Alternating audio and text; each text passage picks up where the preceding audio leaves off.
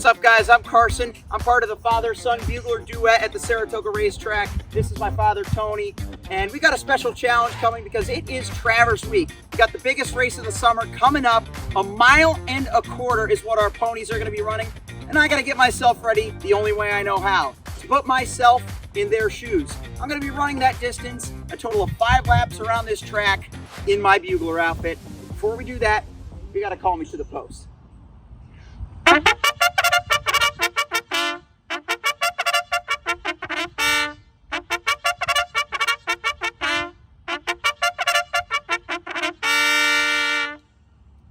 Here we go.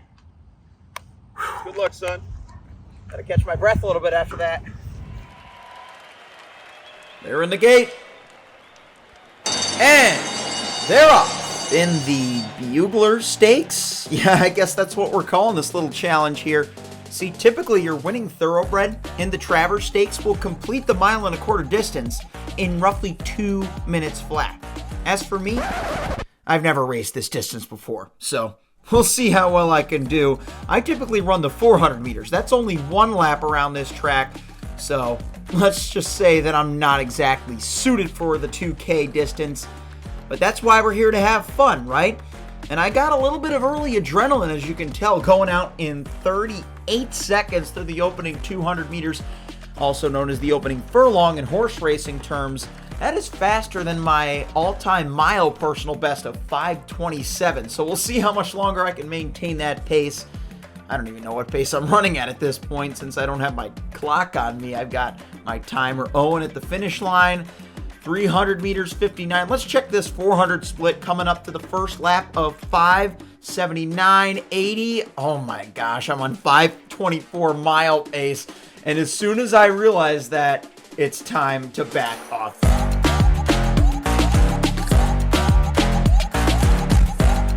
And coming up on 1:59.36, we just saw Arrowgate's 2016 Travers record come and go.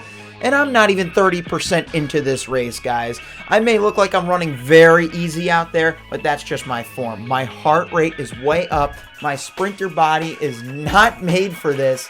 So I've just got to keep it consistent, focus on my breathing, and remember that the best part of my race is going to be the finish.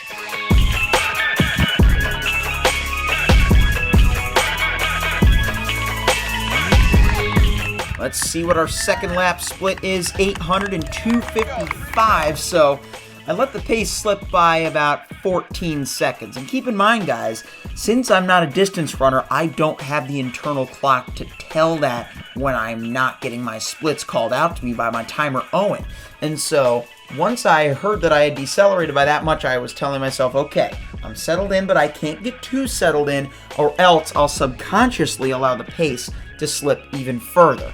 And so I put in maybe a slight surge on this backstretch, but in this moment I'm realizing that I still have to do it all over again as I come up to the first kilometer of 2 in this 2K run in my Saratoga Bugler outfit. Let's check my halfway split. 340, 341, 342. So now I'm on 7:24 pace for 1.25 miles. My main goal for the second and final kilometer was to finish faster than the first kilometer. As we're coming up to the final 2 laps, 4:29, 4:30, just inside 6-minute mile pace.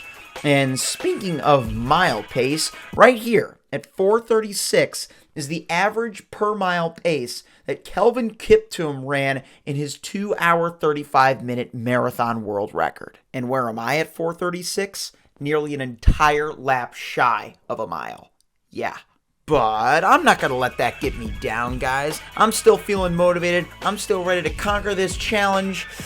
Ignore the fact that I am nearly 2 laps behind Jakob Ingebrigtsen's 2K world record pace of 4:43.13. I think I'm done comparing myself to world-class distance runners. Let's finish this thing out as best as we can. Yeah, that sounds like a better plan. Now, right about here, I'm starting to think about my kick. I'm less than 800 meters from the finish line. I know that I've only got to go faster from here, but having a sprinter's background, I don't know how to properly time the kick from 800 meters out. So I'm just trying to steadily wind it up, make each and every step feel faster yet just as effortless. That's one advantage, I'd say, of being a 400 meter specialist, is that the bulk of the way I train for the event that I know and love is focusing on effortlessness and combining that with speed. This year, I've run my 3 fastest open 400 times ever, with my season best being 55.2 seconds.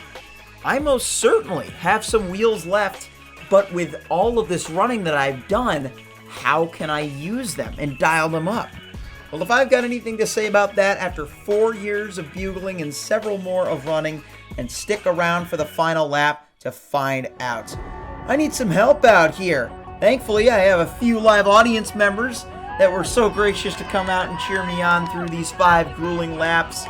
And now, the bell lap.